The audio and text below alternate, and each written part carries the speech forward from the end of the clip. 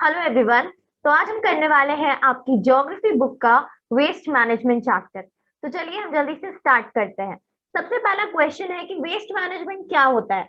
तो वेस्ट का मतलब है कचरा या फिर अनवांटेड प्रोडक्ट्स जिसकी हमें जरूरत नहीं है या फिर वो हमारे लिए अब और ज्यादा यूजेबल नहीं हो। फॉर एग्जाम्पल, जो आप जैसे कि आप प्लास्टिक बॉटल से पानी पीते हो, उसके बाद आपका प्लास्टिक बॉटल यूजेबल नहीं होता, घर पे जो डस्ट प्रोड्यूस होता है एंड देन ओल्ड बुक्स, ये सारी चीजें को हम क्या कंसिडर करते हैं, वेस्ट कंसिडर करते हैं। तो ये सारी चीजों को कैसे मैनेज करना यानी कि इन्हें कहाँ डंप करना है, कहाँ फेंकना है, कैसे फेंकना है, कौन सी चीजें फेंकने लायक है, कौन सी चीजों को वापस यूज कर सकते हैं, यानी कि वेस्ट को ओवरऑल कैसे मैनेज किया जाए।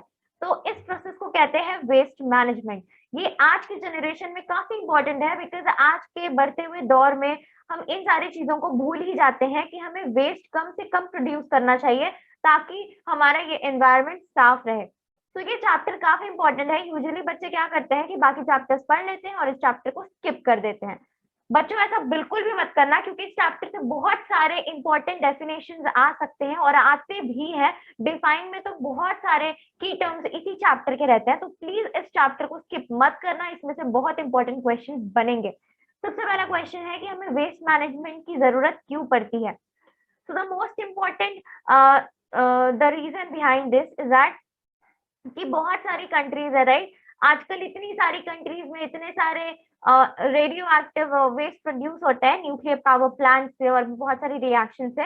तो इसके वजह से ये न्यूक्लियर वेस्ट से काफी ज्यादा दिक्कत होता है या फिर ये रेडियो एक्टिव वेस्ट से काफी ज्यादा प्रॉब्लम होता है। इससे बहुत सारे डिजीजेज और बहुत सारे प्रॉब्लम्स भी हो सकते हैं। और इसके बाद लोग इधर उधर कचरों को फेंकते हैं, इधर उधर वेस्ट को डंप करते हैं, जिसकी वजह से वो सारी जगहें गंदी हो जाती हैं। या फिर जब ये कचरा नदी में वाटर बॉडीज तक जाता है या तो रेन के थ्रू या फिर जानवरों के द्वारा या फिर अगर नदी के पास ही अगर आप डंप करते हो तो इससे क्या होगा, इससे पानी और सरफेस, फाइन, जमीन और पानी दोनों खराब हो जाएगा साथ साथ।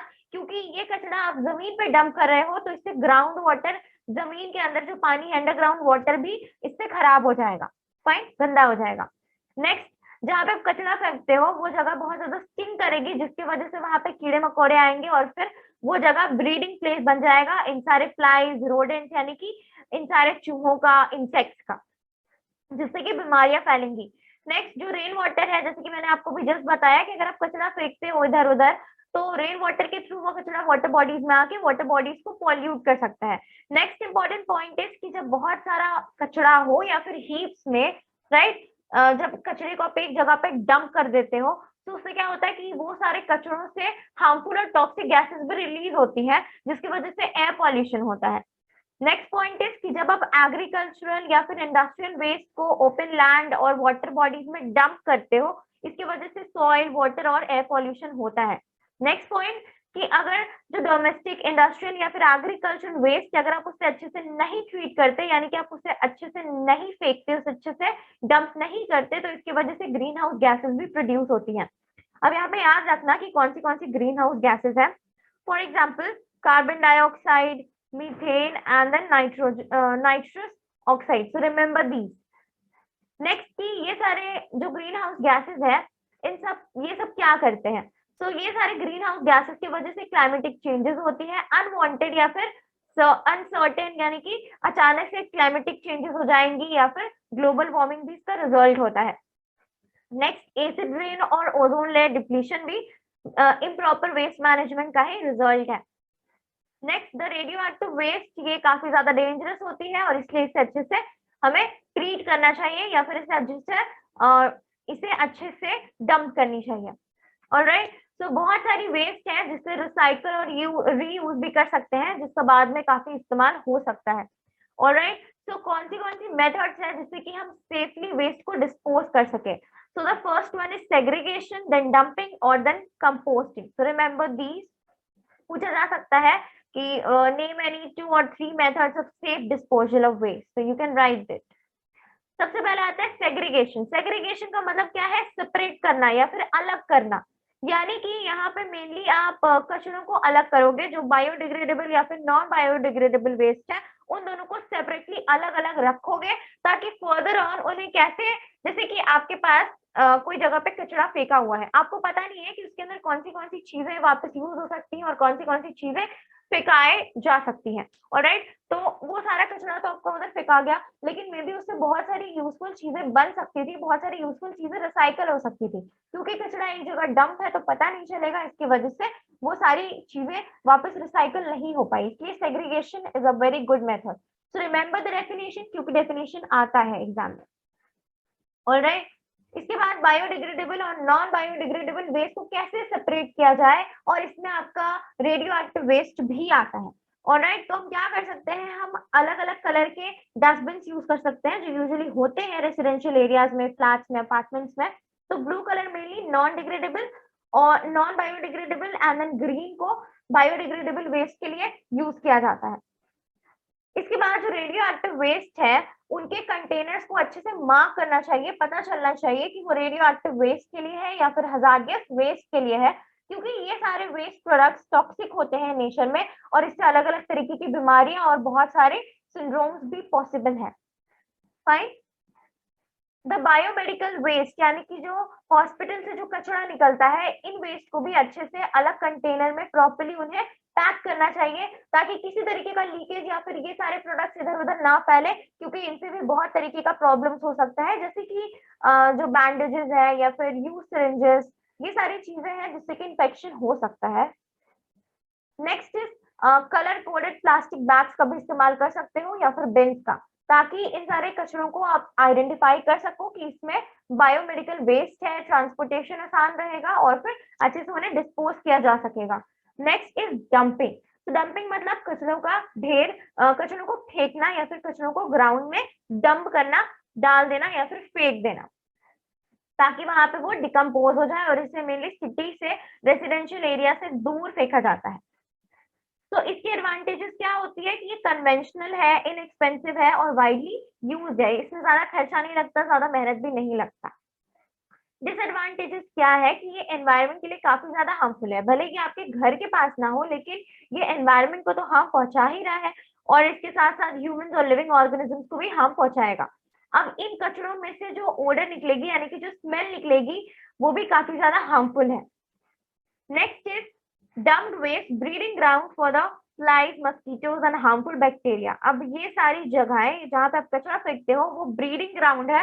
वहां पे मच्छर, मक्खियां, मस्कीटोज, हार्मफुल बैक्टीरिया वहीं पे रहेंगे, वो उनका घर हो जाएगा, उनका ठिकाना बन जाएगा। इसके बाद ये सॉइल, वाटर और एयर पॉल्यूशन को भी कॉज करता है। अब इसका क्या ऑल्टरनेटिव आप यूज कर सकते हो, you can use landfills. Landfills में आप क्या करते हो, पहले तो आप डंपिंग देखो कि आप कचरे को ओपन जगह में ऐसे फेंक दो, फाइन। लेकिन लैंडफिल्स में जब आप कचरा फेंकोगे, ऊपर से आप मिट्टी से उसे ढक दो, ताकि वो कचरा ओपन में ना रहे और उससे हार्मफुल गैसेस या फिर हार्मफुल टॉक्सिक चीजें ना निकले। Next is composting. तो composting is a third method of safe disposal. तो कंपोस्टिंग का मतलब क्या है कि आप मैन्योर बनाओ, खाद बनाओ, किनसे, वेस्ट प्रोडक्ट से, फाइन। तो ये वाला डेफिनेशन याद रखना, बिकॉज ये वाला डेफिनेशन पूछा जा सकता है।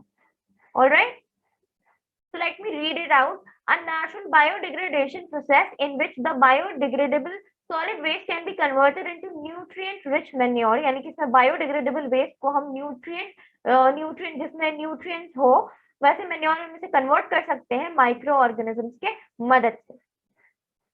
ऑलराइट, अब ये दो तरीके से हो सकता है, एक तो एरोबिकली या फिर एक एनारोबिकली। एरोबिकली में आप एयर रहेगी, एयर का प्रेजेंस होगा, और एन एरोबिक कंपोस्टिंग में एयर का प्रेजेंस नहीं रहेगा। So just remember this thing. अब कैसे कंपोस्टिंग किया जाए, कैसे खाद बनाया जाए। सो डिग a compost pit measuring 2 by 1 by 1, यानी कि ये डायमेंशन का आप एक कंपोस्ट पिट, एक गड्ढा बनाओ, होल बनाओ। उसके बाद segregate the solid biodegradable waste for composting. अब आप सॉलिड बायोडिग्रेडेबल वेस्ट को अलग कर लो, ताकि आप इस पिट के अंदर उन्हें डाल सको। Cut the waste into small pieces. अब मे बी ये वेजिटेबल पील्स होता है, फ्रूट पील्स हो सकता है, या फिर बाकी चीजें हो सकती है जो बायोडिग्रेडेबल हो। इन सारी चीजों को आप छोटे छोटे पीसेस में काट लो, और फिर ताकि आपको ये चीजें कम वॉल्यूम में मिले, फाइन। इसके बाद इन सारी चीजों को आप मिक्स कर दो गार्डन वेस्ट के साथ या फिर एनिमल डंग के साथ, फाइन।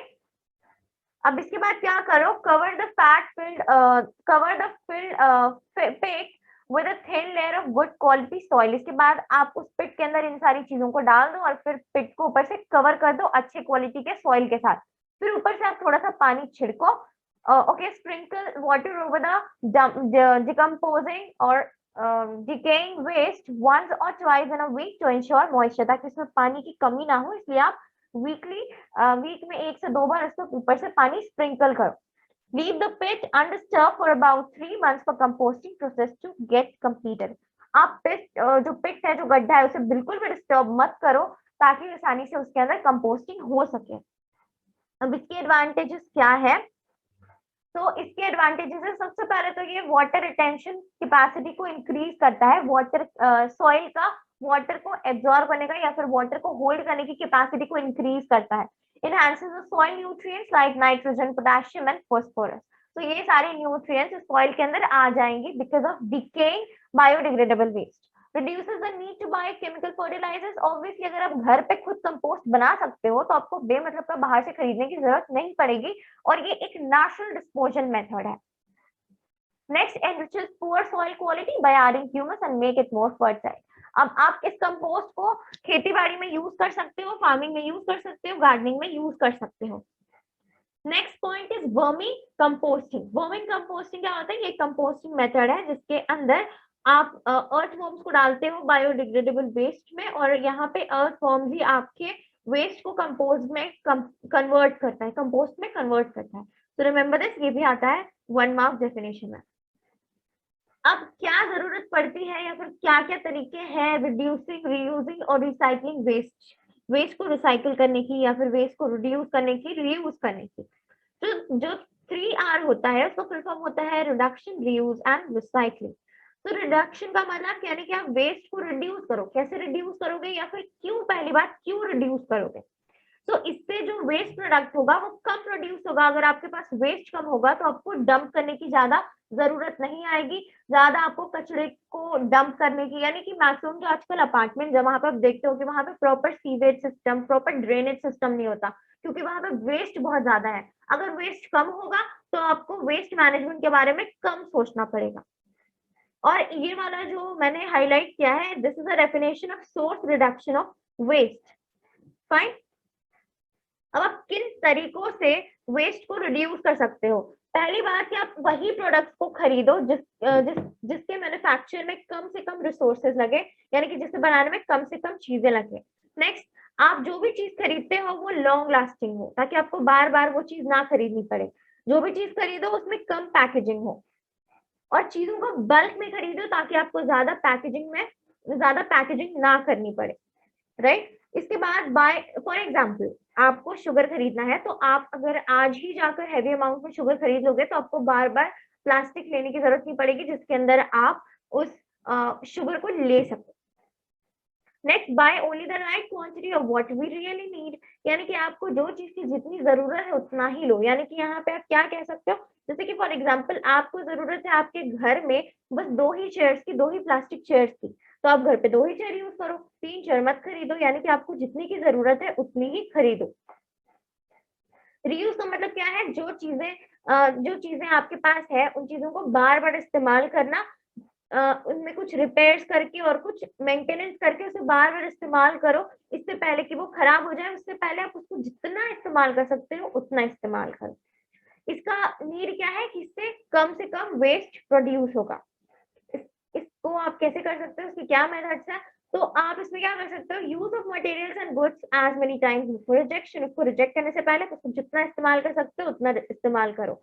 पुराने कपड़ों, पुराने बर्तनों, फर्नीचर्स, ये सारी चीजों को आप नीडी पीपल को दे सकते हो फेंकने के बजाय। पुराने प्लास्टिक बैग्स को आप धोकर वापस इस्तेमाल कर सकते हो, उन्हें फेंकने की जरूरत नहीं है। Fine. Do not throw away the old tyres as waste. पुराने टायर्स को आप वेस्ट के रूप में मत फेंको, उससे आप स्मॉल बैठने की चेयर्स बना सकते हो। चेयर्स नहीं, यानी कि वहां आप उन टायर्स का इस्तेमाल करके चेयर्स बना सकते हो, बैठने की जगह बना सकते हो। And there are many things जो आप इन ओल्ड टायर से कर सकते हो। Give old books to needy ones. Fine. अब रिसाइकल करो, यानी कि आपने अभी तक तो रिड्यूस कर लिया, कचरा कम प्रोड्यूस किया, एंड देन जो चीजें हैं आपके पास उसको लगातार यूज किया, लेकिन अब जो कचरा फाइनली जो प्रोड्यूस हुआ उसको आप कैसे फिर से रिसाइकल करके कुछ नया बना सकते हो, इसे ही हम कहते हैं recycle. So remember the definition of recycle.